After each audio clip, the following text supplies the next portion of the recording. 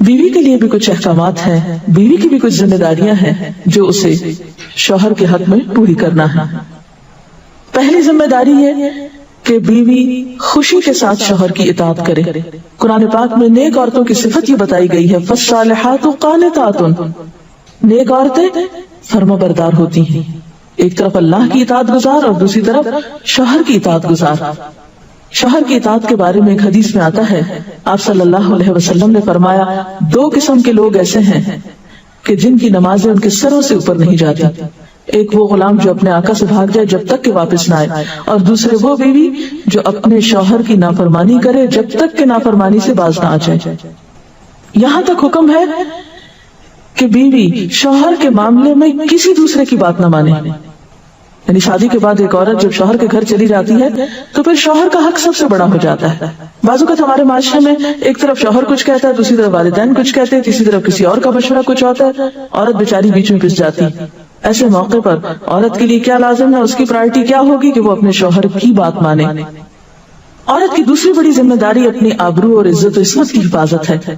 عورت کوئی ایسا کام نہ کرے جس سے اس کی عفت و عصمت پر کچھ ہر پائے۔ ازدواجی زندگی کی خوشی کا راز باہم ایک دوسرے پر اعتماد ہے۔ اگر کوئی بھی ایسا کام عورت کرتی ہے جس سے شوہر کے دل میں شک ہو جاتا ہے، اعتماد ختم ہو جاتا ہے، تو اس سے ازدواجی زندگی کی خوشیاں ختم ہو جاتی ہیں۔ یہ اعتماد بے حد ضروری ہے، اور اس کے لیے اپنی عزت عصمت کی خصوصی حفاظت۔ نبی صلی اللہ علیہ وسلم نے فرمایا، عورت جو 5 وقت کی نماز پڑھے، اپنی آبرو کی حفاظت کرے، اپنے شوہر کی فرما بردار رہے، تو وہ جنت کے جس دروازے سے چاہے داخل ہو جائے۔ اسی لیے شوہر کی اجازت اور مرضی کے بغیر گھر سے بھی نہیں نکلنا چاہیے۔ حضرت معاذ بن جبل کہتے ہیں کہ نبی صلی اللہ علیہ وسلم نے فرمایا، خدا پر ایمان رکھنے والی عورت کے لیے جائز نہیں کہ وہ اپنے شوہر کے گھر میں کسی ایسے کو آنے دے جس کا آنا شوہر کو پسند نہ ہو، اور ویسی صورت میں گھر سے نکلے جب اس کا نکلنا شوہر کو پسند نہ ہو۔ اطاعت کے علاوہ شوہر کو خوش رکھنا یہ بھی بے حد ضروری ہے۔ نبی صلی اللہ علیہ وسلم نے فرمایا، جس عورت نے اس حال میں انتقال کیا کہ اس کا شوہر اس سے خوش تھا تو وہ جنت میں داخل ہوگی۔ اور عموماً کسی کی خوشی کے لیے انسان اپنے جذبات کی قربانی دیتا ہے، بعض اوقات اپنی سوچ کی قربانی دیتا ہے، بعض اوقات اپنے کسی اور راحت و آرام کی قربانی دیتا ہے۔ تو ایک عورت جب اپنے شوہر کو خوش کرتی ہے تو جواباً اس کے لیے خوشی پلٹتی ہے۔ اس لیے گھریلو زندگی کی خوشی کا انحصار اسی بات پر ہے کہ دونوں ایک دوسرے کے لیے قربانی کے جذبات رکھتے ہوں، ایک دوسرے کے لیے رحمت اور ایک دوسرے کے لیے مودت کا ذریعہ ہوں، جیسا کہ قرآن پاک میں شادی کا مقصد یہ بتایا گیا کہ دونوں کے درمیان باہم مودت اور رحمت کے جذبات ہوں، ایک دوسرے کے لیے سکون کا باعث ہوں، تاکہ انسانی زندگی بہترین طریقے پر رواں دواں رہے۔ اسی طرح شوہر سے محبت کا اظہار کرنا، اس کے ساتھ وفادار رہنا، اس کا احسان ماننا یہ بھی بے حد ضروری ہے۔ حضرت اسماء کہتی ہے کہ ایک بار نبی صلی اللہ علیہ وسلم میرے پاس سے گزرے، میں اپنی سہیلیوں کے ساتھ تھی، آپ نے ہمیں سلام کیا اور ارشاد فرمایا، تم پر جن کا احسان ہے ان کی ناشکری سے بچو۔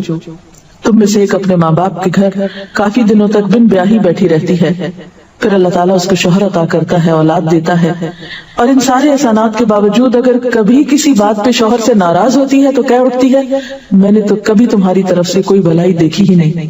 یہ جملہ ناشکری کا جملہ ہے جو عورت کو نہیں بولنا چاہیے۔ قیامت کے دن اللہ تعالیٰ اس عورت کی طرف نظر رحمت اٹھا کر نہیں دیکھے گا جو شوہر کی ناشکری ہوگی۔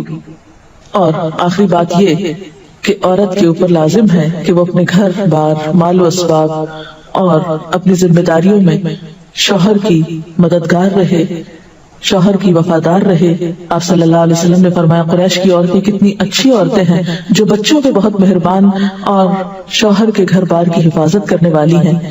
آپ صلی اللہ علیہ وسلم نے ایک اچھی عورت کی خوبیاں بیان کرتے ہوئے فرمایا، مومن کے لیے خوف خدا کے بعد سب سے مفید اور باعث خیر نعمت نیک بیوی ہے۔ نیک بیوی کون سی؟ اس کی کیا تعریف ہے کہ جب شوہر کوئی کام کہے تو خوشی سے کر دے، جب اس پہ نگاہ ڈالے تو اس کو خوش کر دے، اور جب اس کے بھروسے پہ قسم کھا بیٹھے تو قسم پوری کر دے۔ اور جب کہیں چلا جائے تو اس کے پیچھے اپنی عزت و آبرو کی حفاظت کرے، اور شوہر کے مال اور اسباب میں اس کی خیر خواہ رہے، اس کو ضائع نہ کرے۔ ایک اچھی بیوی کی خوبیاں آپ صلی اللہ علیہ وسلم نے بتائیں۔ اور پھر آخری چیز صفائی ستھرائی، سلیقہ، شوہر کے لیے زیب و زینت کا اہتمام، یہ چیزیں بھی ازدواجی زندگی میں خوبصورتی پیدا کرتی ہیں، اور اس کا بھی اہتمام جو ہے پھر ایک عبادت ہو جاتا ہے۔ لیکن ہمارا حال یہ ہے کہ جب ہمیں کہیں باہر جانا ہوتا ہے تو ہم بہت اہتمام کریں گے، لیکن شوہر کے لیے بطور خاص نیت کر کے اہتمام نہیں کرنا۔ ہم یہ کہتے ہیں اس کو تو نظر ہی نہیں آتا، اس نے کبھی تعریف ہی نہیں کی، اس کو پتہ ہی نہیں میں نے کیا پہنا اور کیا نہیں پہنا، تو اس لیے پہنے۔ ایک شیطان ہمیں جواز فراہم کر دیتا نا، حالانکہ ہر کوئی ڈسکرپٹیو نہیں ہوتا۔ جس طرح بعض اوقات ہم خواتین بہت ڈسکرپٹیو ہوتی ہیں، اس نے یہ پہنا، اس پہ یہ اینگل تھا، یہ ایسا تھا ویسا تھا، شوہروں مردوں کی اس طرح کی نظر نہیں ہوتی۔ پھر ہم اس سے وہ ایکسپیکٹ کرتے ہیں جو ہم خود کر رہے ہوتے ہیں یا خود چاہتے ہیں، وہ اس میں پورے نہیں اترتے تو ہمارے اسٹینڈرڈ سے گر جاتے ہیں۔ تو اس سے یہ ہے کہ ان کی اور بھلائیاں یاد رکھ کے اگر اس طرح کی کوئی کمی کوتاہی ہو جائے تو اسے اگنور کر دینا چاہیے، اور ان کے لیے بھی بطور خاص اہتمام کرنا چاہیے۔ اور دیکھیے کہ مثلا اس جگہ پر ہم بیٹھے ہوئے ہیں، اس جگہ کو خوشگوار بہت سی چیزوں نے ملا کے بنایا، سب لوگوں کا اکٹھا ہونا ایک خوشی کا باعث ہے، یہ پھول رکھے ہوئے، یہ روشنی ہے۔ اب ہم ایک ایک چیز گن تو نہیں سکتے، لیکن اوور آل ہر چیز کا اپنا ایک ایفیکٹ ہے، اور ہر چیز کا اپنا ایک اثر ہے۔ تو اسی طرح شوہر اور بیوی کے تعلقات میں بہت ساری چیزیں ایسی ہوتی ہیں جو ہم کو نظر نہیں آ رہی ہوتی، جو سامنے اس کا اثر نہیں ہوتا مگر وہ بیک گراؤنڈ میں ہوتی ہیں۔ اگر ہم ان کو کبھی بھی نہیں سامنے لاتے اور کبھی بھی ان کا ذکر نہیں کرتے تو ہمیں ان معاملات میں تھوڑی کوشش کر کے کچھ احسانات کا کبھی زبان سے اگر بول دیں گے تو اس سے کچھ کمی نہیں ہوتی، لیکن دوسرے کا دل جیتا جاتا ہے، اور دوسرے کا دل خوش کرنا تو بہت بڑی عبادت ہے، اور اس کا آغاز اگر گھر سے ہو تو اور اچھا ہے، کیونکہ گھر والوں کو خوشیاں دینے سے خود خوشیاں اپنے آپ پہ پلٹتی، دے کر زیادہ ملتی ہیں، لیتے وہی ہیں جو دینا جانتے ہیں۔ تو اللہ تعالیٰ ہمیں عمل کی توفیق عطا فرمائے۔